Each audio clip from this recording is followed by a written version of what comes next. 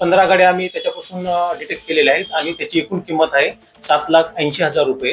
गाडी चोरण्याची मोडस अशी आहे की त्यांच्यापाशी एक चावी होती. ती चावी घेतल्याच्या नंतर ज्या गाडीला ती चावी लावायची, चावी लावल्याच्या नंतर जर जी गाडी चालू झाली किंवा त्याचं लॉक ओपन झालं तर ती गाडी ते चोरत होते. कोतवाली पोलीस स्टेशन अंतर्गत काही गाड्या ह्या चोरी झाल्याची आम्हाला माहिती प्राप्त झाली आणि त्याचा आम्ही तपास करत असताना आमच्या कोतवाली पोलीस स्टेशन अंतर्गत शिवाजीनगर येथील एक शिवम नाकाडे नावाचा आरोपी सध्या वाहन चोरी करत आहे अशी आम्हाला माहिती प्राप्त झाली.